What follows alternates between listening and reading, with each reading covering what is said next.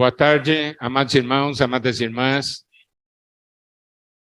Esse é um momento de grande alegria, porque é a primeira vez que estamos tendo uma conferência local após a pandemia. E é tão bom ver os irmãos e irmãs depois de tão longo tempo. O que motivou essa nossa conferência foi o forte sentimento que o Senhor nos deu, porque todos nós sabemos que estamos vivendo nos tempos finais. E nesses tempos finais, Deus faz um chamamento. Um chamamento para nós que somos o povo de Deus. Um chamamento para nós que somos do Senhor. E há um versículo na Bíblia que causa um grande impacto nos filhos de Deus. É Apocalipse, capítulo 3, versículo 11. Apocalipse, capítulo 3, versículo 11. Esse versículo diz: venham sem demora, conserva o que tens, para que ninguém tome a tua coroa. Esse é o falar do Senhor para a sua igreja. Ele diz: eu venho sem demora. Eu creio que todos nós, observando todas as coisas que estão acontecendo no mundo, sabemos que a volta do Senhor está próxima e tantas profecias referentes à volta do Senhor se cumpriram e ainda estão se cumprindo. O Senhor diz: venho sem demora. Mas ele dá um recado muito especial para cada um de nós. Conserva o que tens. Guarda o que tens. E nós sabemos que o que está falado aqui, o que ele menciona aqui, conservar o que tens é conservar o que ele deu a nós. Não é conservar as coisas do mundo, mas conservar as coisas divinas, as coisas eternas que ele deu a nós. Ele nos deu sua vida, ele nos deu a sua palavra, ele nos deu o seu espírito, ele nos deu a igreja. E aqui diz: conserva o que tens, para que ninguém tome a tua coroa. Eu gosto muito desse versículo, porque esse versículo nos diz uma coisa. Existe uma coroa que é específica para você. O Senhor diz: é a tua coroa. Agora ele diz: conserva o que tens, para que ninguém tome a tua coroa.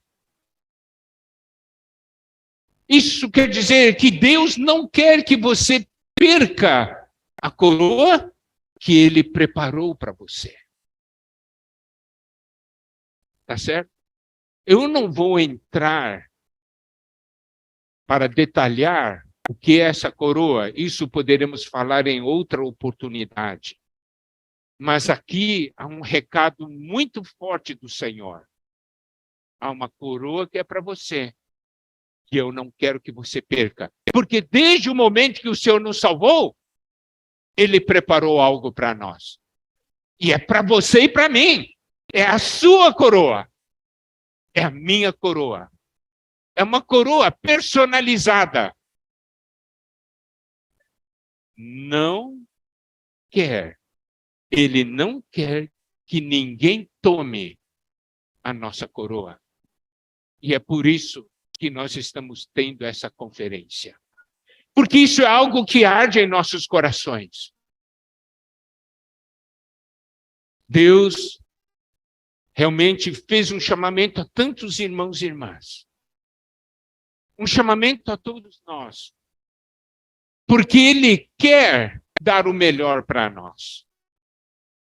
Agora, Uma coisa que nós devemos também perceber é que nesse mundo há muitas coisas que nos atraem. Nesse mundo há muitas coisas que são contra Deus, mas que querem envolver os filhos de Deus. Vamos ler Apocalipse 18, versículos 1 até 5. Apocalipse 18, versículos 1 a 5. Diz assim: depois dessas coisas, vi descer do céu outro anjo, que tinha grande autoridade, e a terra se iluminou com a sua glória.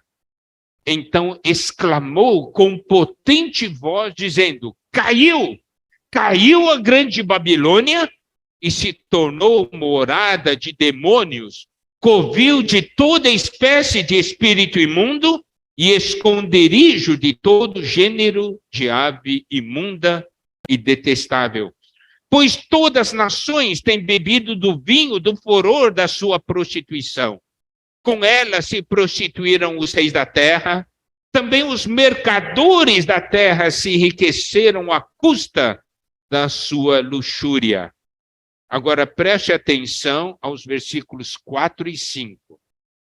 Ouvi outra voz do céu dizendo: retirai-vos dela, povo meu, para não serdes cúmplices em seus pecados e para não participar dos seus flagelos, porque os seus pecados se acumularam até ao céu, e Deus se lembrou dos atos iníquos que ela praticou. Essa é uma porção da palavra que nos mostra que o sistema desse mundo é chamada de Grande Babilônia. Existem dois aspectos: um sistema religioso, que é a Babilônia religiosa, e existe uma Babilônia material, que são as coisas desse mundo, que são os reinos desse mundo, que é a economia desse mundo.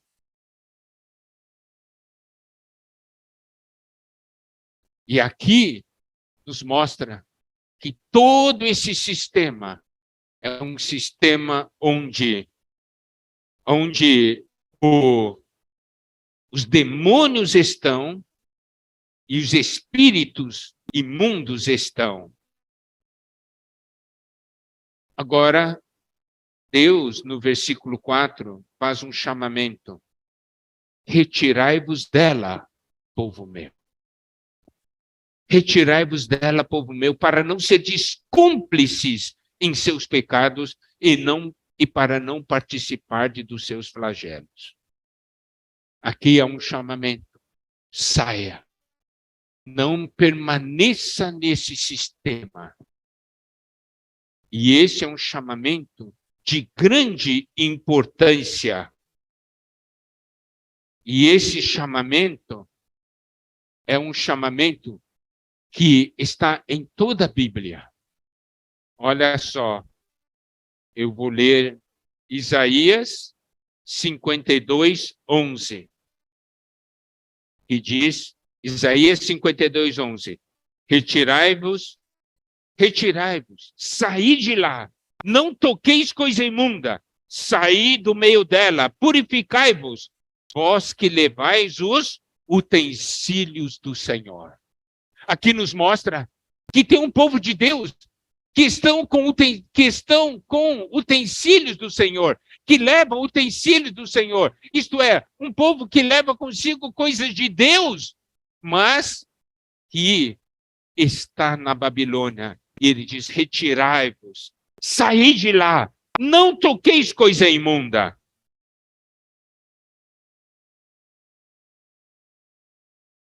Jeremias 50, versículo 8. Jeremias 50, versículo 8. Fugi do meio da Babilônia e saí da terra dos caldeus, sede como os bodes que vão adiante do rebanho. Aqui fala para fugir da Babilônia, sair da terra dos caldeus, sermos como os bodes que vão adiante do rebanho. Você sabe, quando existe um curral, né, e os animais percebem que está na hora de abrir a porta do curral, aqueles mais fortes vão na frente, né? E aqueles, então, quando abrem, aqueles saem rápido e... Então, o Senhor está falando, tem que sair.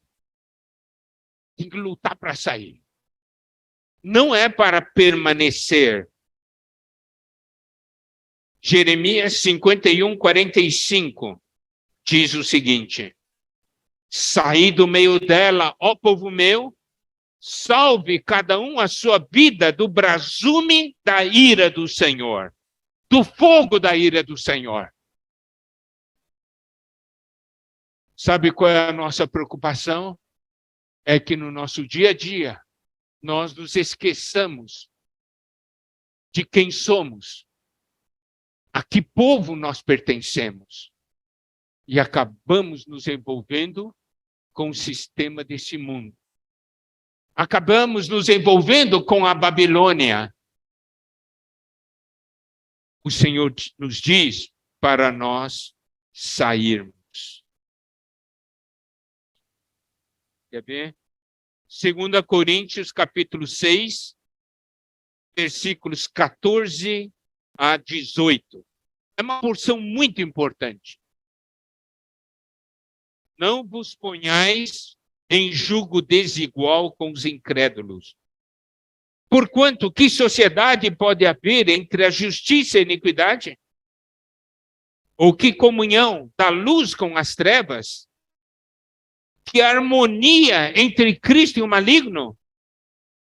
Ou que união do crente com o incrédulo? Que ligação há entre os santuários de Deus e os ídolos? Porque nós somos santuário do Deus vivente, como ele próprio disse: habitarei e andarei entre eles, serei o seu Deus, eles serão o meu povo. Por isso, retirai-vos do meio deles, separai-vos, diz o Senhor, não toqueis em coisas impuras, e eu vos receberei. Serei vosso pai, vós sereis para mim filhos e filhas, diz o Senhor Todo-Poderoso. Aqui, o Senhor está mostrando que comunhão entre justiça e iniquidade, certo? Julgo desigual com incrédulos, sociedade entre justiça e iniquidade, comunhão da luz com as trevas, harmonia entre Cristo e o maligno, união do crente com o incrédulo, ligação do santuário de Deus e ídolos. Sabe o que acontece? Se nós não tomarmos cuidado, nós acabamos envolvidos dessa maneira. Mas o Senhor diz para nós que, versículo 17, por isso, retirai-vos do meio deles, separai-vos, diz o Senhor. Não toqueis em coisas impuras, e eu vos receberei. Serei vosso pai, vós sereis para mim filhos e filhas, diz o Senhor Todo-Poderoso. Você sabe o encargo que Deus deu a nós ao nos dar esse encargo para essa conferência, foi para que todos nós pudéssemos ganhar uma visão a que povo nós pertencemos. Quem somos nós para Deus? Isso é algo de grande importância. Efésios 5:11 diz o seguinte: não sejais cúmplices nas obras infrutíferas das trevas, antes, porém, reprovai-as. Nós não somos cúmplices de tudo que está acontecendo por aí. Mas também não é suficiente ser indiferente. Eu não estou dando atenção. Nós temos que reprovar. Isso quer dizer, no nosso interior deve haver um sentimento. Isso eu não quero, porque não é de Deus. Sabe, o grande perigo que nós corremos hoje é que, devido à pressão da mídia, pressão de todo esse ambiente que nos rodeia, nós acabemos nos acostumando. Entendeu? Não existe mais o sentimento de reprovação que deveria haver. Então, você pode perguntar, nós somos o povo de Deus, mas o que esse povo representa para Deus? E é sobre isso que nós queremos falar agora, usando o livro de Efésios. Porque o livro de Efésios mostra os vários aspectos do que o povo de Deus representa para Deus. Primeiramente, Efésios 1, 22, que diz assim: e pôs todas as coisas debaixo dos pés, e para ser o cabeça sobre todas as coisas, o deu à igreja. Olha só, Deus faz com que todas as coisas sejam colocadas debaixo dos pés de Cristo, e para Cristo ser o cabeça sobre todas as coisas, Deus dá Cristo para a igreja. Então, o primeiro ponto que nós vamos ver é essa palavra igreja. Nós, o povo de Deus, o que somos? Somos a igreja. E sabemos que o significado grego da palavra igreja é eclesia. Isso quer dizer a assembleia, ou o ajuntamento, ou a reunião daqueles que foram chamados para fora. Então, nós podemos ver, da parte de Deus, há um chamamento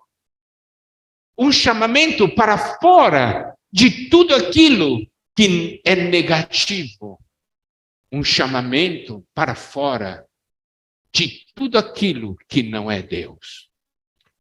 É um chamamento para fora de Adão, mas o que nós devemos perceber dentro da palavra de Deus é que nós somos chamados para fora de Adão, mas o nosso movimento não é somente para fora, mas é também para dentro. É para fora de Adão, mas para dentro de Cristo.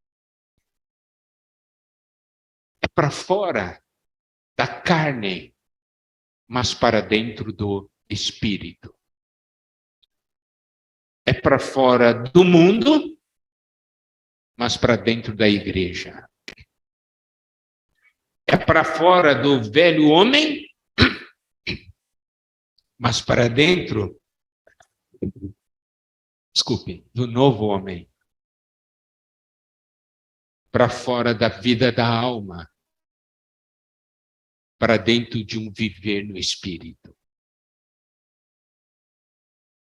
Então, nós podemos ver aquele chamamento que é Apocalipse para sairmos da Babilônia. É o quê? É a realidade nossa. Nós somos um povo que está sempre saindo das coisas inadequadas para dentro de Deus. Sempre saindo do que é velho para o que é novo. Saindo da morte para a vida. Isso é igreja. E esses somos nós. E Deus quer ver isso em nossas vidas. Olha só. 2 Coríntios 5, 17. 2 Coríntios 5, 17. Diz: e assim, se alguém está em Cristo, é nova criatura. As coisas antigas já passaram. Eis que se fizeram novas. Olha só que coisa maravilhosa. Nós saímos de tudo aquilo para entrarmos em Cristo. E se nós estamos em Cristo, nós somos nova criatura, nós somos uma nova criação. E aqui diz, as coisas antigas já passaram, eis que se fizeram novas. Amado irmão, amada irmã, você não pertence à Babilônia, você pertence à igreja. Esse ajuntamento dos filhos de Deus que tem essa realidade, que tem essa característica. Então, saiba, olhe para os irmãos que estão selados, dá uma olhada. Deus está falando, esse é o seu povo. Porque Deus diz, esse é o meu povo. Nós somos o povo de Deus. Amém? Louvado seja o Senhor. Um segundo aspecto que o livro de Efésios nos mostra do que a igreja é, do que nós somos, está em Efésios capítulo 2, versículo 10. Efésios 2, 10 diz assim, pois somos feitura dele, criados em Cristo Jesus para boas obras, as quais Deus de antemão preparou para que andássemos nelas. Efésios 2,10 diz, somos feitura dele. Essa palavra feitura no grego é poiema. Significa obra-prima, significa algo que foi criado, significa também um poema. Você sabe, o grego tem um significado, essa palavra tem um significado bastante amplo e traz um sentimento muito forte. Olha aqui. Quando nós estudamos português na escola, nós estudamos as coisas que, prosa, verso, não é isso? Estudamos sobre poesia. Vocês se lembram? Talvez alguns já, depois de ter formado tanto tempo, nem se lembra mais. Mas quem estudou se lembra, né? Tem uma poesia, um poema. E algumas vezes os professores dizem, façam uma poesia, façam um poema. Para você escrever um poema, você precisa ter sentimento, não tem? Você precisa ter sentimento, você precisa de inspiração.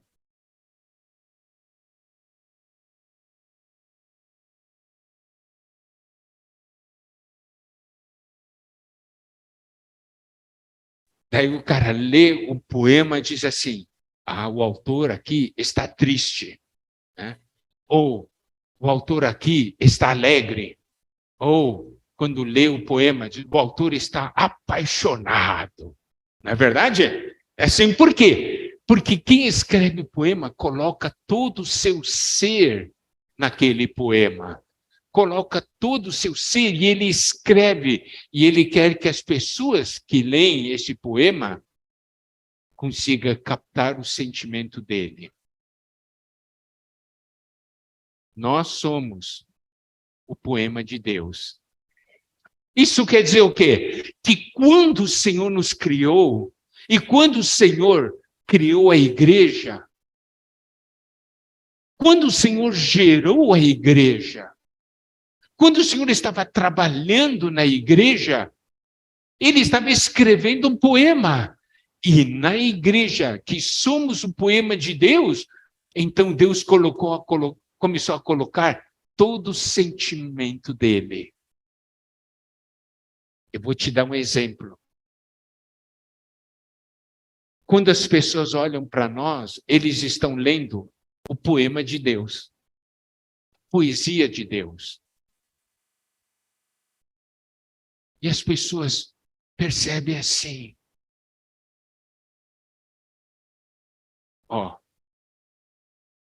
Deus ama essa pessoa. Deus tem misericórdia dessa pessoa. Deus é a força dessa pessoa. Isso quer dizer que as pessoas conseguem ver em nós o amor de Deus, a misericórdia de Deus, né? O poder de Deus, a força de Deus, consegue ver em nós a sabedoria de Deus. Você consegue ver como você é importante? Você consegue ver como a igreja é importante? Todos nós estávamos destinados ao lago de fogo.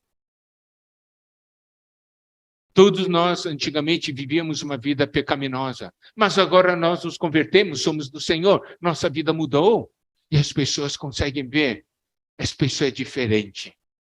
Você consegue tocar amor nessa pessoa. Você consegue tocar Deus nessa pessoa. E há pessoas que dizem assim, quando nós entramos em contato com vocês, nós os enchemos de alegria e de fé. Por quê? Porque nós somos o poema de Deus, nós somos a obra-prima de Deus. Você pertence à obra-prima de Deus. Você pertence ao poema de Deus. E essa palavra obra-prima, poema, ainda tem um sentimento de habitação, tornar habitável. Isso quer dizer o quê? Não somente somos uma coisa, uma obra-prima para ser contemplada, mas Deus fez de nós uma obra-prima na qual Ele mesmo habita. O próprio Deus habita. Você pertence a essa obra-prima. Você não pertence à Babilônia. Tá certo? O Senhor diz para nós sairmos dessa Babilônia. Um terceiro ponto que nós vamos ver. Efésios, capítulo 2, versículo 19. Assim, já não sois estrangeiros e peregrinos, mas concidadãos dos santos e sois da família de Deus. Vamos ver, primeiramente, essa expressão concidadãos dos santos. Quando se fala de cidadania, nós falamos de um país. Quando falamos aqui concidadãos dos santos, significa que nós pertencemos a um reino. Um reino no qual os membros, os cidadãos, são o povo de Deus, são os santos, os irmãos. Nós pertencemos ao reino de Deus.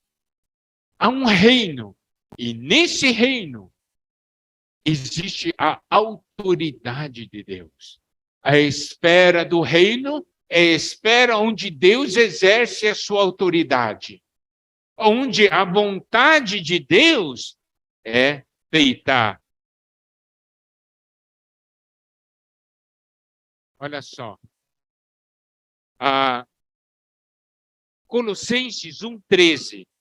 Colossenses 1,13 diz: Ele nos libertou do império das trevas e nos transportou para o reino do Filho do seu amor. Isso mostra o quê? Que no passado nós pertencíamos ao reino das trevas. Nós pertencíamos ao império das trevas. Mas hoje nós pertencemos ao reino do Filho de Deus. Ao reino do Filho do seu amor. E nós somos cidadãos desse reino. Você sabe como é importante saber disso? Você é um cidadão do reino dos céus. Ó, eu viajava muito. Viajava por um montão de países. E, claro, para viagem você precisa de passaporte. Você sabe que existe um ranking dos passaportes. Quais são os passaportes mais poderosos? O que é um passaporte poderoso? É um passaporte que você tem de um país que você pode ir para outro país sem o visto. Você tem liberdade de entrar nesse país a qualquer momento. Por exemplo, todo mundo quer para os Estados Unidos, não é? Você pode ir lá no momento que você quer? Não, você precisa de um visto, não é verdade? você precisa de um visto. Mas existem passaportes que não precisam de visto. Por exemplo, passaporte alemão. Quem tem passaporte alemão não precisa de visto para entrar nos Estados Unidos. Quem possui passaporte suíço não precisa. Agora, passaporte brasileiro precisa. Não é um passaporte poderoso, entendeu? Então, tudo depende de que país você é. E tem um movimento muito grande, né, dos descendentes de italiano. Daí eles juntam os documentos, daí pega aquele para provar, daí junta minha avó e tal, pega, junta os documentos, entrega no consulado para pegar a cidadania italiana para um dia ter um passaporte italiano. Passaporte italiano é poderoso também. Você pode ir para os Estados Unidos sem visto, entendeu? Brasil, o passaporte brasileiro é um bom passaporte. Você pode entrar em muitos países do mundo sem visto, tá? Mas não é um passaporte muito poderoso, mas é um passaporte bom. Agora, e tudo depende de que você é cidadão de que país. Vou dizer uma coisa, eu vou dar uma boa notícia para você. Você é cidadão do reino dos céus. Tá? Cidadão do reino dos céus. Você tem um passaporte espetacular. Esse passaporte permite você usufruir das coisas celestiais sem visto, a qualquer momento. Não é maravilhoso isso aí? Agora, um passaporte da Babilônia, isso aqui é bom para ir para o Lago de Fogo. Daí vai para o Lago de Fogo sem visto, entendeu? Entende o que eu quero dizer? Você é cidadão do reino dos céus.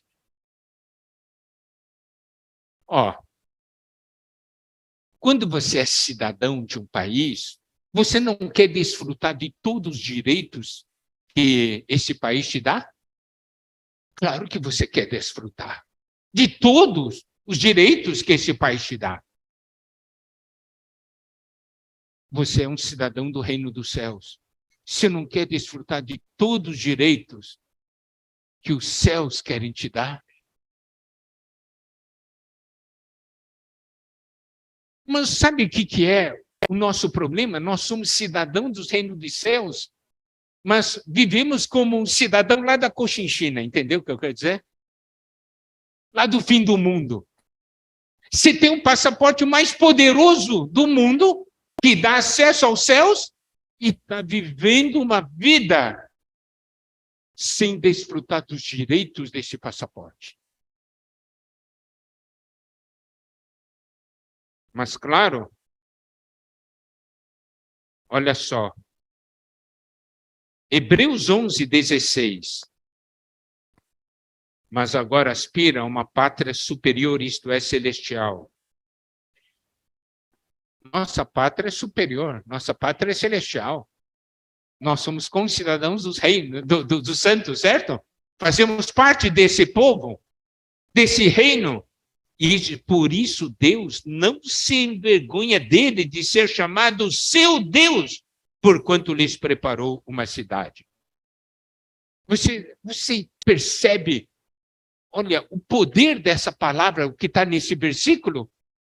Deus não se envergonha dele de ser chamado seu Deus.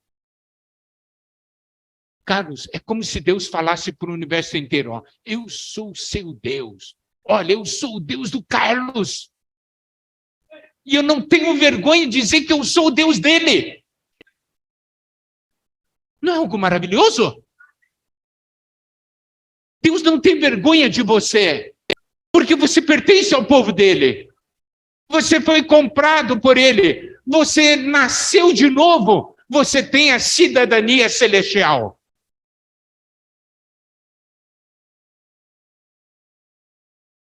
Por isso que nós temos que viver intensamente a vida da igreja.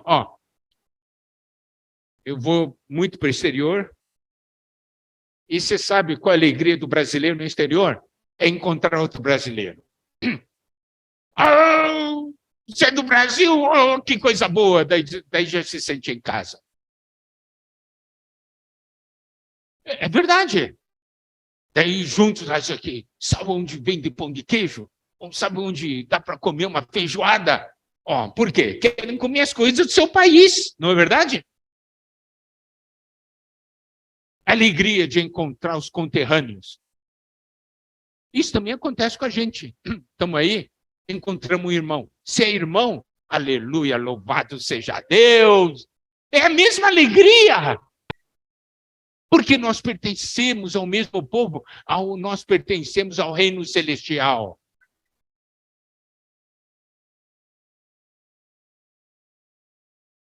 Nós temos direito, mas nós também temos deveres. Não é? Senhor, o coração de Deus eu quero ganhar toda a terra. Eu quero que haja filhos meus em toda a terra. Eu quero ainda que muitos e muitos se tornem cidadãos do reino dos céus. E eu quero que você coopere, comigo para que eles nasçam de novo, nasçam de Deus e entrem para esse reino também. Temos responsabilidades.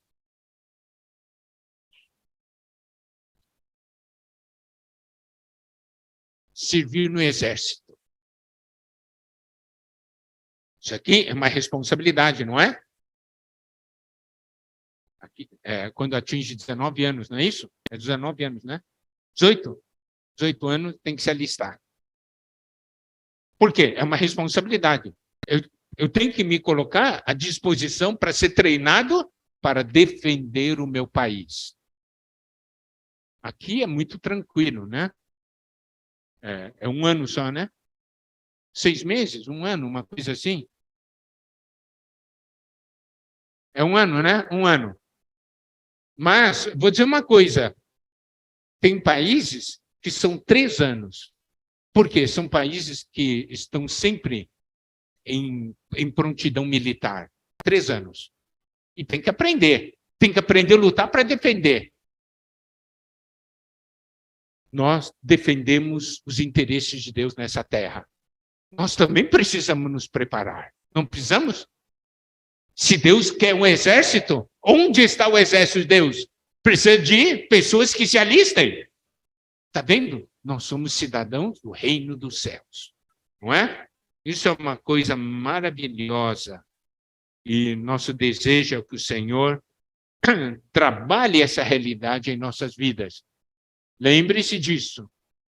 Você não é um cidadão da Babilônia.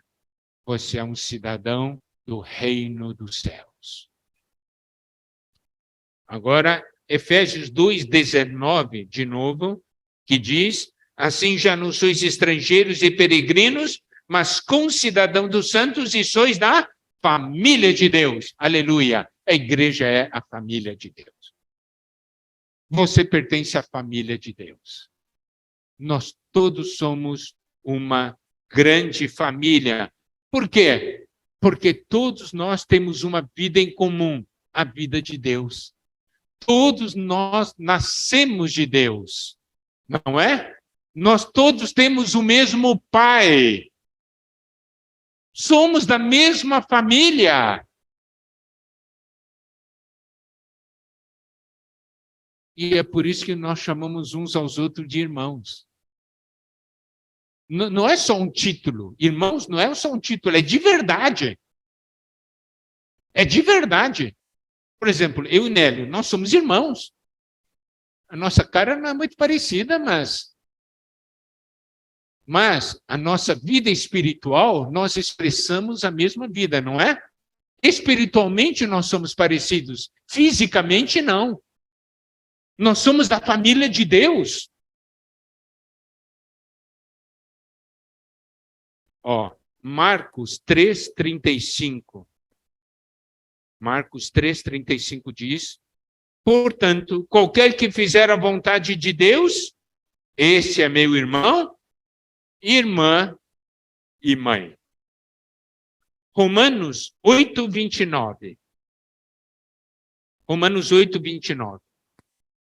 Porquanto aos que de antemão conheceu, também os predestinou para serem conformes a imagem de seu filho, a fim de que ele seja primogênito entre muitos irmãos.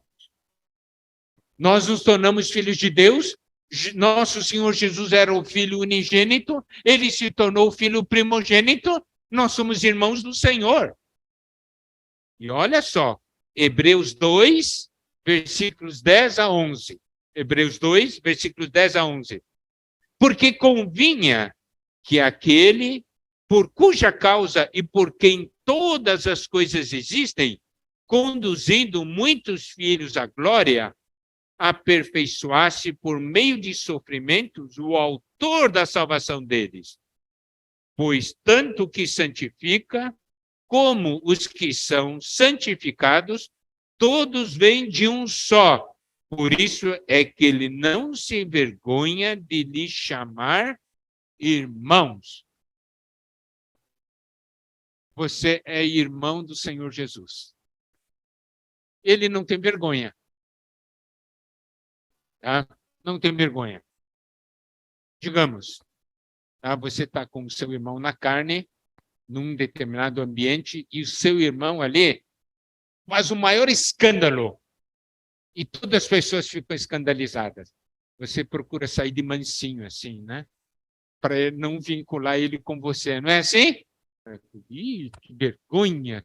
Eu não quero que as pessoas saibam que ele é meu irmão. Você sabe de uma coisa? Senhor Jesus, ó, nós todos estamos cheios de defeitos, não é? Temos fraqueza, cheio de problemas. Mas o Senhor não se envergonha de nos chamar irmão. Assim, estou olhando ele, está escandalizado, ó, mas eu morri por ele e eu vou trabalhar nele, eu vou transformá-lo. Você vai ver no final no que ele vai se tornar. Ele é meu irmão. O Senhor não tem vergonha de chamar você de irmão. Você tem vergonha de confessar Jesus na frente de outras pessoas? E eu tenho vergonha de falar de Jesus. Mas o Senhor Jesus não tem vergonha de você. Quem é que deveria ter vergonha? Era o Senhor que deveria ter vergonha de nós, né? E acabamos, muitas vezes acontece o contrário. Nós temos vergonha do Senhor. Eu tenho vergonha de falar de Jesus. Não, não é um negócio meio estranho? Hein? Não é um negócio meio estranho? Nós somos da família de Deus. Deus é o nosso Pai. Nós todos temos a mesma vida. Nós somos irmãos. Já compartilhamos no passado. Você acha que eu chamar o Nélio de irmão é uma coisa muito simples? Você sabe o preço que foi pago para que eu pudesse chamar o Nélio de irmão? O Nélio me chamar de irmão? Cristo teve que morrer por nós. Então eu tenho que dar valor ao meu irmão. Eu tenho que dar valor à família de Deus, porque foi pago um preço muito elevado.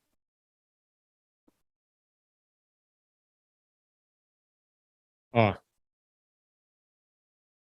costume das diversas regiões. Domingo, almoço em família. Não é assim? É muito comum, não é? Domingo, todo mundo vai almoçar na casa da mãe. Né? Tem muitas famílias têm esse costume.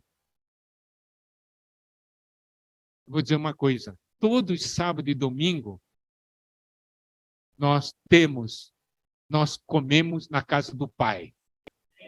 Que são as reuniões da vida da igreja. É reunião de família. Essa reunião aqui é uma reunião de família, não é? Sabe como Deus está olhando? Olha os meus filhos aí. Oh, que coisa boa! Olha, tudo meus filhos bonitos, filhas bonitas, coradinhos, né? Saudáveis. Esse é o coração de Deus. Se os pais se alegram quando os filhos estão juntos, Deus se alegra quando nós estamos juntos. Você sabe, um dos encargos nosso nessa tarde, nós falamos na semana passada, né? Que Deus possa ficar alegre vendo todos os irmãos aqui no local de reunião juntos, para buscar o Senhor. Lembre-se disso. Nós somos a família de Deus. Uma outra porção muito importante. Efésios capítulo 2, versículos 21 e 22, que diz: no qual todo edifício bem ajustado cresce para santuário dedicado ao Senhor, no qual também vós, juntamente, estáis sendo edificados para a habitação de Deus no Espírito. Aleluia! A igreja é a morada de Deus, é a habitação de Deus. Sabe, nós estamos juntos, sendo edificados, para sermos a morada de Deus. O que significa sermos a morada de Deus? É que onde nós estamos, ali Deus está. Sabe o que Deus deseja? É que se por entrar por aquela porta uma pessoa, Ele olhando para nós, ouvindo o nosso louvor, ouvindo as orações, ouvindo a palavra de Deus, ouvindo a comunhão entre nós, Ele possa dizer: Deus está aqui. Ele, ao entrar por aquela porta, ele possa sentir a presença de Deus. Vê como nós somos importantes para Deus? Nós somos a morada de Deus e nós juntos estamos sendo edificados para a habitação de Deus no Espírito. Agora, o inimigo de Deus quer destruir essa morada de Deus. Por meio de nos enganar, e ele, ao querer nos destruir, ele quer destruir essa morada de Deus. 1 Coríntios 3, versículos 16 e 17. Diz assim: não sabeis que sois santuário de Deus e que o Espírito de Deus habita em vós? Se alguém destruir o santuário de Deus, Deus o destruirá. Porque o santuário de Deus, que sois vós, é sagrado. Nós somos santuário de Deus. Para Deus, nós somos sagrados. Você vê a nossa importância? Você faz parte do santuário de Deus, da morada de Deus. E ainda mais, 1 Coríntios 6, versículo 19, versículos 19 e 20. Acaso não sabeis que o vosso corpo é santuário do Espírito Santo que está em vós, o qual tendes da parte de Deus, e que não sois de vós mesmos? Porque fostes comprados por preço, agora, pois, glorificai a Deus no vosso corpo.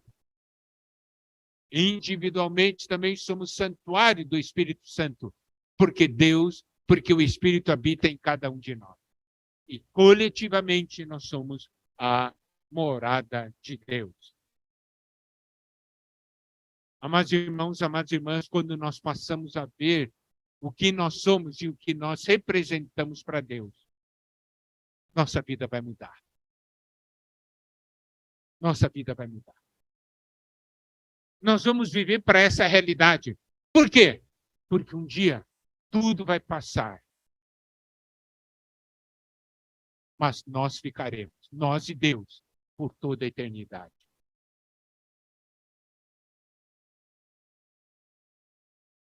Louvado seja Deus por isso. A Bíblia também nos diz em Efésios 1, 23, o seguinte, falando da igreja, a qual é o seu corpo, a plenitude daquele que a tudo enche em todas as coisas. Efésios 3, 19. E diz: e conhecer o amor de Cristo, que excede todo entendimento, para que sejais tomados de toda a plenitude de Deus. Aqui nos mostra que Deus quer encher o nosso ser. Cada um de nós sejamos tomados da plenitude de Deus. Deus quer ocupar cada canto do nosso ser. Essa é a primeira ação de Deus. Ele se tornar a nossa plenitude para que nós, juntos como igreja, possamos ser a plenitude daquele que é tudo enche em todas as coisas. E o que isso quer dizer? Deus quer preencher o vazio que está em nós, para que nós, como igreja, possamos levar Cristo e preencher todo o vazio que está na terra. É isso que Deus quer. Nós saímos muito para orar pelas pessoas. Nós contactamos as pessoas em desespero, cheio de ansiedade, cheio de conflitos, sem esperança. Quando você conversa com a pessoa, você sente o vazio. Daí você sabe, é nesse momento, você que está cheio de Deus, deve agora encher essa pessoa com a vida de Deus que você recebeu. E nós, como igreja, eu quero fazer uma pergunta. Uberaba, tem ou não tem vazio nessa cidade? Tem. E nós, como a igreja do Senhor, devemos preencher todo esse vazio para que essa cidade seja do Senhor.